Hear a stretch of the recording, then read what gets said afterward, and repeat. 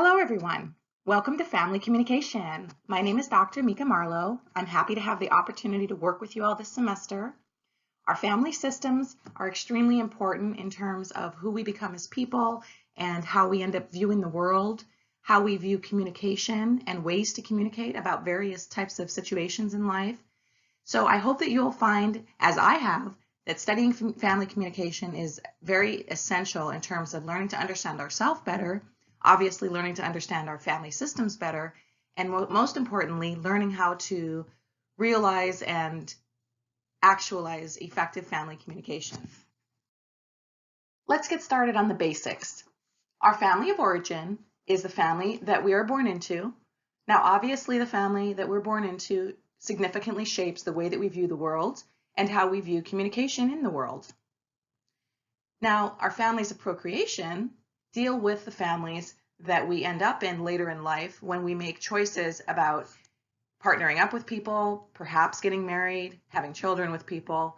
And some people choose to stay in a commitment-like relationship where they do not get married or have children, but it represents their family of procreation. And through this course, we're going to be looking at three concepts repeatedly, and we're going to be applying them in different ways to different ideas and situations. The first of these is this notion of relatedness. Now, obviously, you all know that your family systems connect you to each other, right? So you are related to your family systems, to the people in your family systems, for good or for bad, for positive or for challenges, right? We experience our life in relation to the people in our family. Now, for some of us, this has been a really positive experience, and we know that our families are very supportive and stable. For other people, their family systems have introduced a lot of challenges into their life that they've had to sort of get over in order to be successful, happy people. The reality, though, is that most people come from families where there's a mixed bag, right? It's very rare that every family has everything positive or everything negative. So most of us experience this idea of relatedness from a very young age. It is extremely important in defining who we become as people and how we view the world and how we expect to relate to each other in the world. Now, obviously, the idea of nurturing is really important in a family, and nurturing deals with the very important functions of keeping each other safe and healthy and raising children that are healthy and strong, that can go out into the world and become successful, contributing members of society, right? So nurturing involves a lot of different behaviors. We're going to get into all of these details later on, but it is really important to think about family systems as a place where people are nurtured, cared for, okay, so that they can become full people. And that's the idea of nurturing and the importance of nurturing. Now, likewise, control is also something that's extremely important in effective family systems. If you have a family where there is only nurturing going on, but there is minimal control, then you run the risk of having members of the family not having perhaps the right types of boundaries or structure or the things that are extremely important for people so that they can learn that the world is a predictable place, right? And it's very important for people to feel like their home environment is stable and predictable, and that's where control comes into play, okay? So we're going to get into lots of these notions in much more depth in the future lectures and even in the future of this lecture. So we'll stop at this for now and move on to the next slide. For the purpose of this course, we're going to discuss the differences between true and effective communication and situations that are not effective or perhaps where behavior has just taken place. So true communication takes place when there is a successful attempt to send a message and that message is effectively received by the person who is on the receiving end, okay? However, oftentimes in life, there may be communication attempts being made to send messages, but those messages are not effectively received by the recipient, okay? And these are important things to understand because we may be attempting to send a message to someone by using the communication that is familiar to us or that's comfortable for us, but perhaps that's not the way that other people perceive communication or love, right? We can also look at this idea of attributed communication. So this is where the receiver attributes or assigns a certain kind of intention by the sender, right? This can also get kind of tricky because sometimes a certain behavior might mean something to you, but perhaps it means something very different to me, right? So we want to be clear about those kinds of situations. And then there are simply situations where a behavior has taken place between the sender and receiver, but there is no communication that has resulted from that, okay? So we're going to talk about these specifically one by one here, just so you can get an example of it in your mind.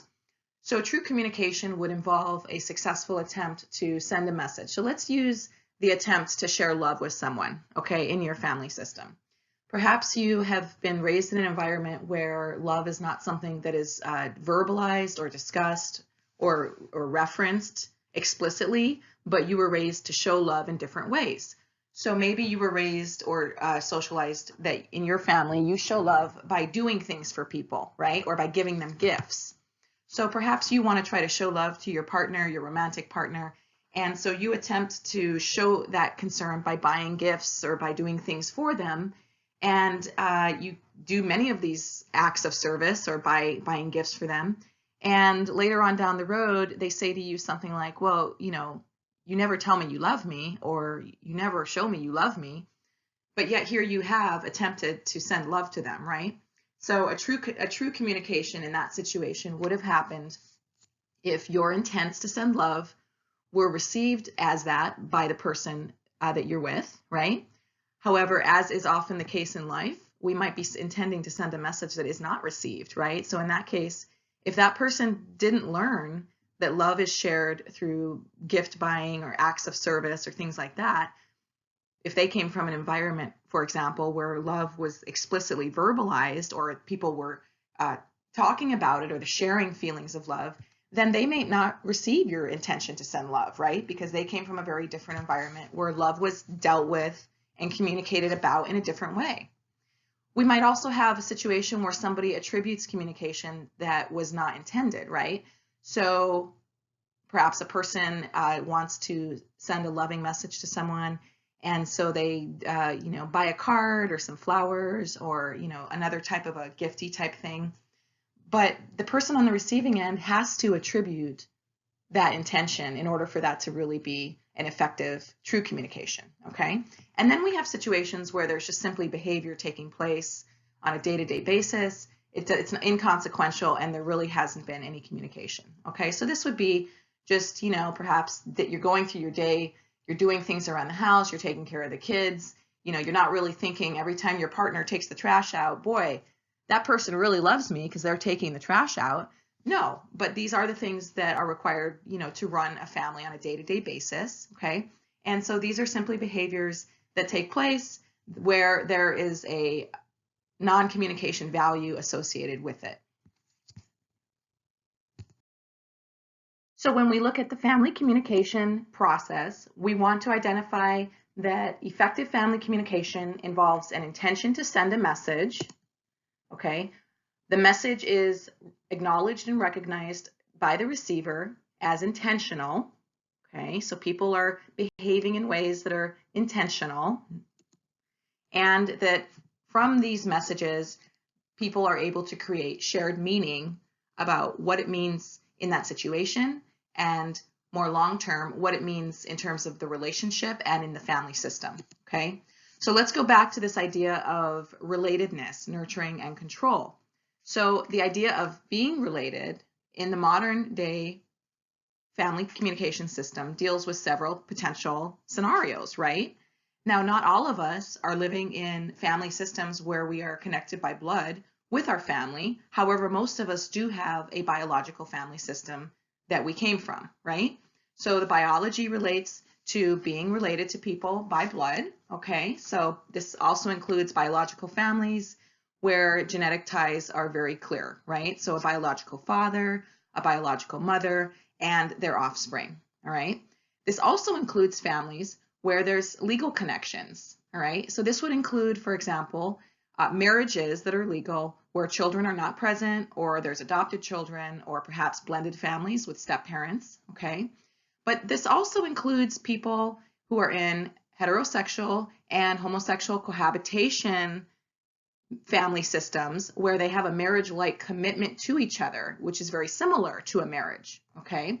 So when we think about these issues, we want to have the ability to differentiate between these different ties because they become very important later on when we look at things related to society and the legal system and some of the challenges and benefits that people experience belonging to these various types of family structures. There are several types of family systems that we want to be able to recognize that we will be discussing throughout this course. In addition, it's important for us to look back on our own types of family systems so that we can understand some of the situations that we might have gone through and some of the communication relational dynamics that may have been shaped by the family form of our family of origin. A nuclear family, as defined earlier, deals with one mother, one father, and biological children that are theirs, okay? And typically speaking, people who are married tend to have greater resources and stability than family systems where marriage or long-term partnership is not involved. So one of the benefits that nuclear systems provide is increased financial resources, increased stability. There's less role strain oftentimes between the nurturing and the controlling. So for example, you can have the mother assign or take up the role of nurturing, and then the father can take up the role of providing and controlling. And there's less of that strain, right? Because there's enough people around to provide for these roles. And there's also more resources because people who oftentimes nowadays, most people work, right? So it's pretty rare to have a situation where only one person only one parent works. So because of that, you also have dual income, right? Which of course shapes the family system as well.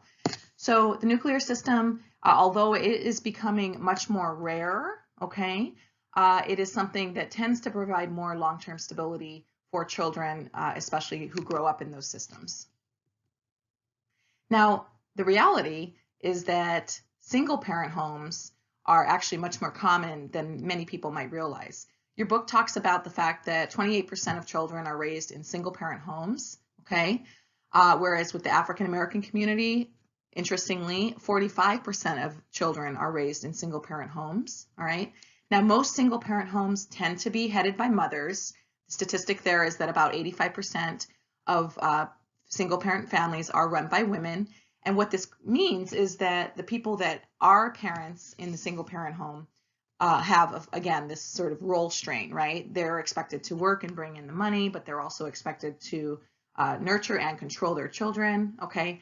And so this causes a lot of additional stress for the parents, but also for the children who live in those families. It should be noted that the trends on single-parent families actually shows that fathers are taking on a much more parenting role than they used to. So these statistics perhaps are a little bit outdated, but generally speaking, women tend to take on the single parent household leadership more than men, okay? All right, so moving on, let's go into step families. Okay, now step families deal with situations where there is one parent in the home who is the biological parent of the children, all right? And then there is one parent that is not the biological parent. Okay, so you might have a system where, let's say, a woman marries a man who doesn't have any children, and so her kids are his stepchildren. But you can also have situations where both people, both partners, if you will, enter into the step family arrangement and they both have their own children, right? So of course, those kinds of situations are even more complex because you have a whole host of different histories and values and expectations for the way that things should be in the family, right? So step families are a very unique type of family. Myself, I experienced the step family situation and the single parent situation. I, at one point, also was a member of a nuclear family. So I can speak to the fact that each of these family systems have very unique types of communication dynamics that people experience, and they have unique challenges and benefits as well. So we can also look at the idea of binuclear families, all right? And binuclear families deal with children who experience life by spending time with both parents who have, again, remarried, okay? So if I came from a situation where my parents divorced and then they both remarried, all right, and I spent time with both of those family systems, so let's say I spent a week with my mom and her new husband and a week with my dad and his new wife, then that would be, for me as a child, somebody who grew up in a binuclear family, okay? And for these children, by the way, they experience a unique communication situation, right? Because they are expected to adapt to the unique rules and ideals and values of each family system. And in some cases, the way that life plays out in different families is very dramatically different, right? And so children who come from a binuclear family situation have unique challenges in terms of adapting and being flexible and learning how to cope with that. We might also find a situation where there is one parent who is cohabitating. So this would be, for example, let's say you have a woman who has a child or two children, and instead of marrying the person that she ends up partnering with after her first relationship where she had the children, she just simply cohabitates with the person, okay? And cohabitating single parents is actually becoming much more common than it used to be. Your book says, according to the Census Bureau, that 33% of single fathers are cohabitating parents, okay? So communication is obviously more complicated with single parents, but it's even enhanced in terms of the challenges when you have another adult living in the home that is not legally their step parent, right? Because they're not married, but of course, because they're an adult and the children are young, they expect that they will probably, need to or want to exhibit some kind of parenting role related to nurturing and control. Again, there's role confusion, there's role strain. It's more complicated for the people that are the adults, but also for the children who are living in these environments as well. We also have adopted family systems, okay? These are family systems where the children are adopted. Nowadays, there are lots of opportunities for people who are not able to have children or do not want to birth children to adopt children. There are domestic and international adoption agencies, so this is becoming a much more common practice. There are also more local or community adoption agencies where it's more of a grassroots way that people are able to adopt a baby that somebody perhaps doesn't have the ability to care for. Okay, so we can think about those family systems, and obviously when you are adopted, there are unique challenges to those families as well, right? Because you share a family system, but you don't actually share biology. So perhaps there are genetic tendencies that people may have. Perhaps there are things that are passed down through the generations that can shape the way that people perceive the world. General traits and tendencies in a family system also shape who we are. And obviously, a child who's adopted goes through a very unique sense of identity experiences that a child who's not adopted doesn't go through. Okay, so it's important to be able to recognize that. And in addition, we have extended families. Now, extended families deal with people that belong to our family outside of our traditional nuclear family system or traditional family of procreation, right? So extended families would deal with your grandparents, aunts and uncles, even your siblings and their partners and their children, all right? So it's also important to point out that the blended family system, okay, is an example typically of the binuclear family, all right? So a blended family will typically have two parents who have children that are from a previous relationship, okay? So those types of situations, if you have the children from those relationships and then they go, let's say, from one house to the other house, right, depending on the time of the week or the time of the month, then those children they belong to binuclear families, right? They spend time with both, but when you go to that family home, it's actually a blended family system that they're entering into, okay? And as we know from the research, blended family systems have unique challenges and benefits. Typically speaking, blended families tend to be less stable in terms of communication because of the fact that people have unique histories and different values, but we can get into those details later. But it is just good to be able to identify and differentiate between the various family systems because of the fact that these structured systems shape the challenges that people face, the benefits, but also the way that they view the world and their approach to dealing with life through communication. Let's look at the biological definition of what constitutes a family. According to the biological version of family, this involves a court-approved definition. It involves being connected through blood, okay, or biology. It involves bloodlines and genetics, okay? And that whole phrase that blood is thicker than water, right? That phrase is based on an idea related to this definition, okay, which is the sort of old school traditional model of what constitutes a family. Now, what we know in our modern day society is that there are all sorts of different types of family forms. And in fact, there were different family forms for many, many years leading up to the creation of this textbook and the current society that we live in, right? However, historically speaking, we need to acknowledge that the biological definition is what has been the sort of approved definition for many, many years, all right?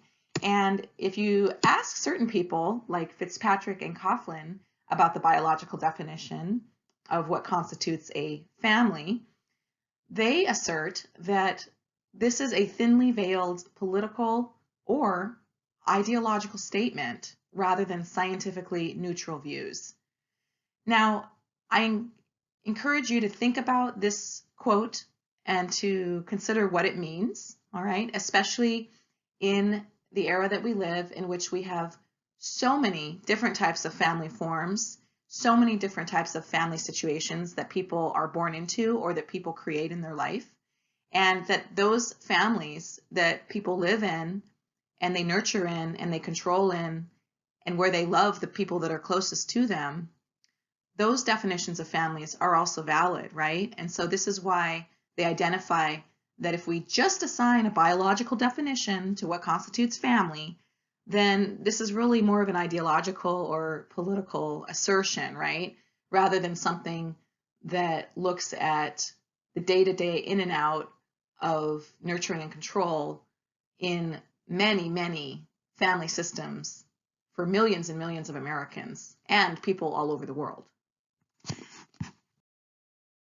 So let's look at the legal definition of what a family is, all right? And according to the law, the government is very involved in family issues related to children living with parents, right? So things like where a child should be growing up, right?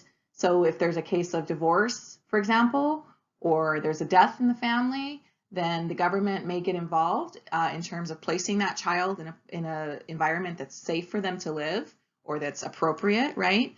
Likewise, if you go through a divorce or a separation, then the government will oftentimes play a role in defining what kind of visitation the other parent will get, right? The other parent who is not the parent who the child resides with on a more dominant basis.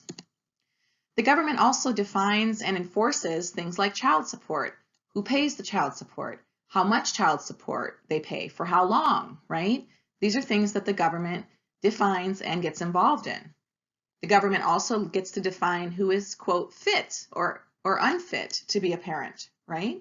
And there are various organizations related to this that basically exist simply to help children who perhaps might be in an environment that's not fit, right, or that they shouldn't be in. So the whole Child Protective Services Agency, right? There's also an agency called CASA, which helps kids who are, dealing with struggles at home, right? So these agencies were developed with the acknowledgement that some kids unfortunately live in environments that are not healthy, and those organizations exist to help to enforce a more healthy environment for children. We can also look at situations where the legal definition plays a role in birthing. So women who are giving birth in a hospital are as a rule, given blood tests, and if a person is found to have, alcohol or drug substances in their system when they're born, when the child is born, then oftentimes they will be confronted about that. The children may even be taken away and placed into protective custody, right? Because the assumption is if you're going to be, pregnant and doing drugs, then, you're not a fit parent, right? So this is something obviously where mothers would be mandated to sobriety. There might be various types of interventions ordered before the children are taken away, and then, they're monitored to see if they're actually effectively engaging in the appropriate behavior of sobriety, right? But we can also look at things like step parents and what their responsibilities are to the children that they have, and also what their rights are. Step parents are a particularly interesting and unique group because step parents are charged or expected, if you will, to take care of their stepchildren as if they were a real parent, right? However, as soon as a marriage or partnership dissolves, then a step-parent has absolutely no rights to see a child that's not theirs, or to visit a child, or to participate in parenting.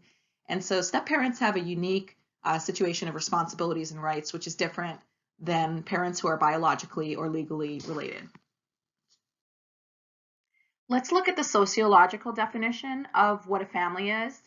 According to the sociological definition, self-definition is what creates a family, all right? So as opposed to legal or biological definitions of family. So this includes connections, relationships, networks, ties that exist over time, right? People who are in a family, even if they are not biologically or legally related, they consider themselves as family.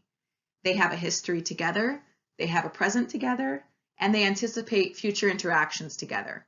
They define values together. They invoke ideologies about the way that life should be together, okay?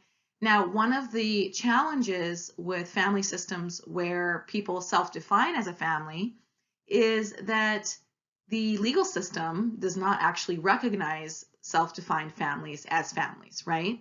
So you can think of a situation, for example, where perhaps there is an emergency in a family system where, somebody's in the hospital, but because the person is not legally related to the person in the hospital, they have no right to actually be there to help the person, right? Or to be there sitting by someone's side, okay? So we can look at the fact that people who are in less traditional family forms that are not tied together through biology or legality do not tend to enjoy some of the benefits that the legal system allows for people who are defined legally or biologically as family. So returning back to this concept of relatedness in the family system, we have biological relatedness.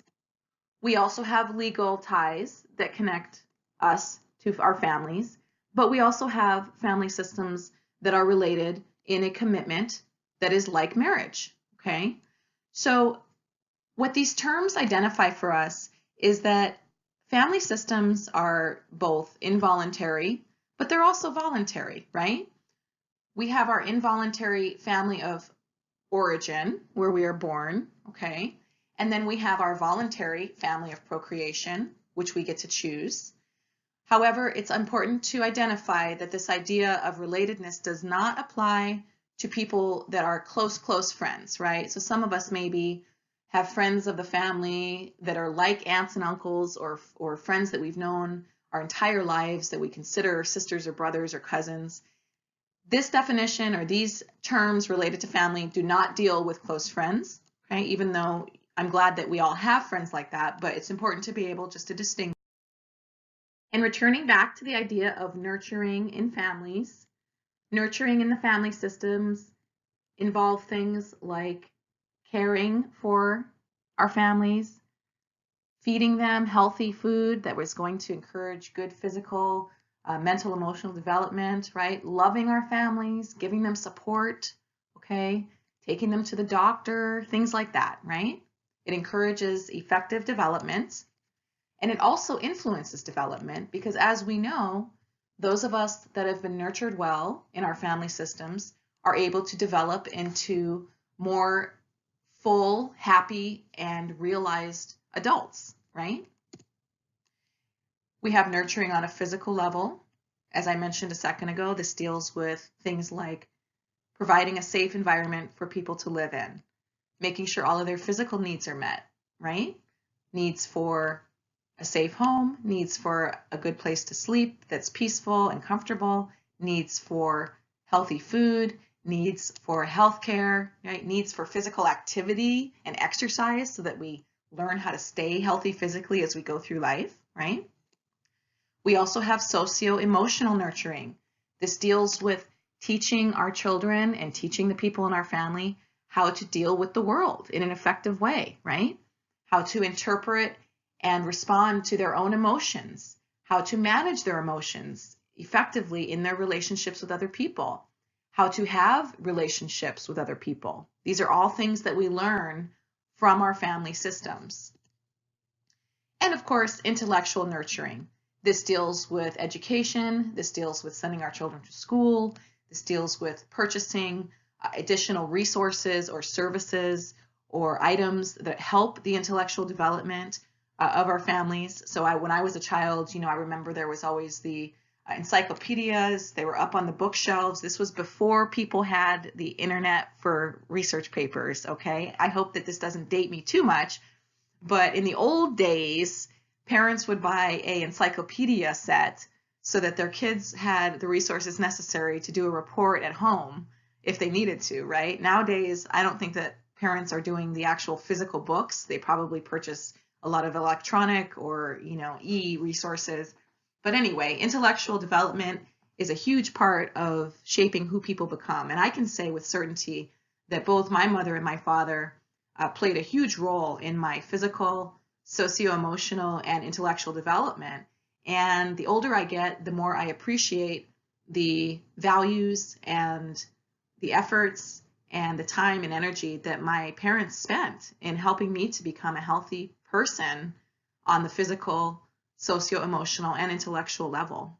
I might also add one more aspect of nurturing that perhaps the book doesn't talk about, and I would consider that to be spiritual development. Spiritual development is really something that captures physical, socio-emotional, and intellectual development. These issues are all interconnected. Some people don't believe in spiritual development. Other people do. It's not for me to say what is right or wrong, but I would just say that in some family systems, people are nurtured to develop a spiritual sense of their connection, not only to their family, but also connection to their environment, connection to the earth, connection to the universe, perhaps connection to some kind of a higher power in the universe. Perhaps this is a bit controversial for some of you. I'm not sure, but I would also like to add that there is a huge amount of spiritual nurturing that takes place for a lot of people when they're children and even into their adult years based on their family systems that will definitely shape physical, socio-emotional, and intellectual development. Control in the family system, also an extremely important aspect of raising healthy children and of keeping a healthy family system running, even with partnerships, right? Control in the family attempts to influence, shape, and predict behavior. Oftentimes, we implement control or various types of strategies for control in order to promote the safety and the growth and the preservation of the family. Okay, this might include things like discipline. This also might include how we manage conflict, all right? This also deals with relationship negotiation. So if you've ever heard of the phrase boundary setting boundaries is a type of relationship negotiation strategy, right? Those of you that are partnered up or married or have children already, you probably already know that when you join your family of procreation, that oftentimes there is a period of renegotiation that needs to happen with your family of birth, right? So the family of origin oftentimes communicates or relates in a certain way, and perhaps you may have different expectations for your family of procreation. A lot of times people when they end up transitioning to their own family as adults, they have to renegotiate those relationships perhaps that they had with parents or siblings, or relationships that they had with friends prior to joining a family of procreation, right? So this is another good example of relationship negotiation. Unfortunately, violence is a very sad aspect of reality living in the human experience right now. Hopefully none of you have experienced violence in your family systems and are not experiencing violence, but the reality of statistics speaks otherwise. And so obviously, if you have encountered violence in your family of origin or are currently experiencing violence in your family of procreation, I strongly urge you to seek out professional help. Whether you are the person who is getting violence thrown on you, or whether you are the person who is being violent. Violence is basically a breakdown of effective communication. When people feel that they are not able to effectively get their needs met through talking, they resort to violence, okay? So violence is something that's very serious. It needs to not be understated, and it needs to be addressed immediately in order to improve communication in the family. The presence of violence breaks down the goals of family communication. It breaks down and it works against the goals of effective nurturing and control, okay? So violence is something we will talk about later on in the course, but that's just an overview of the reality of it and the fact that it negatively influences the family, and the fact that the best thing to do in cases of violence is to immediately work to stop the violence by consulting experts about how to do that. We might also see control in families playing out in terms of interpersonal attempts to influence behavior.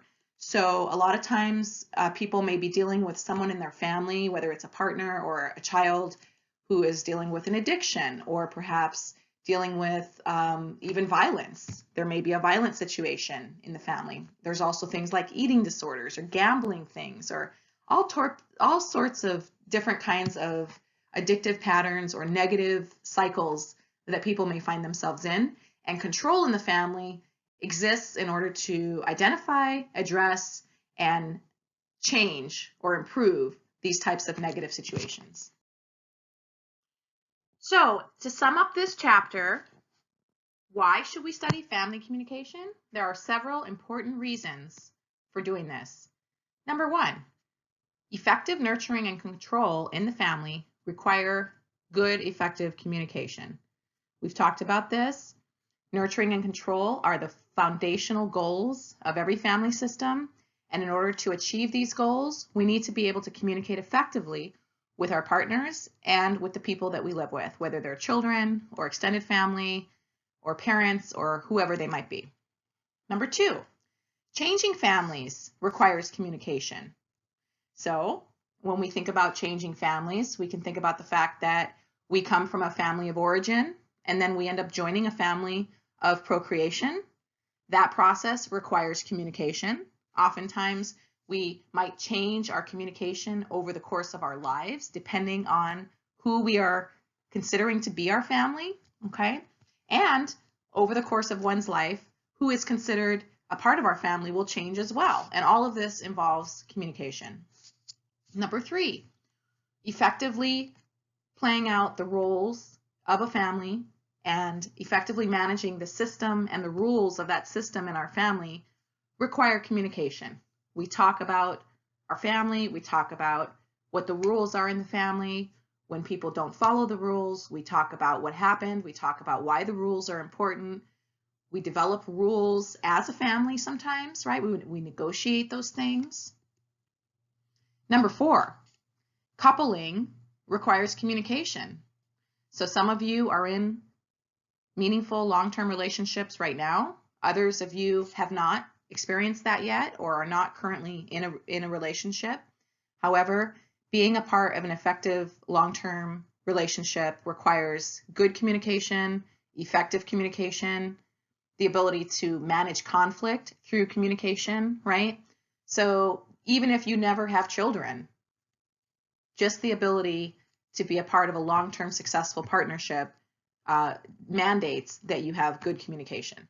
I'm not saying you have to have perfect communication, because nobody is going to be perfect. We all will make mistakes, but ideally, if we are being responsible and considerate and ethical, then when we make mistakes, we are willing to acknowledge them and to improve our behavior so that we can better serve the family system that we're a part of. Number 5, maybe this is relevant for many of you right now. Having children or having kids, raising kids, requires communication. There are lots of topics that people need to talk about even prior to the decision to have a child. There are lots of conversations that need to happen during the process of becoming parents, right? There are going to be lots of conversations with your children if you do decide to have them, and all of this requires effective communication.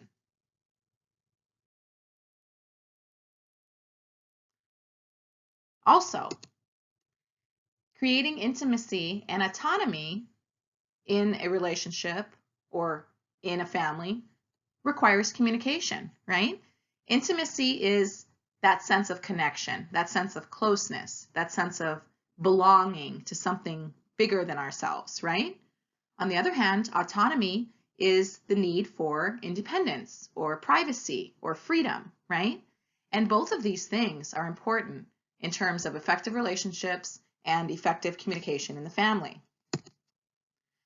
As I said before, conflict management is a very essential part of any good relationship and any effective family system.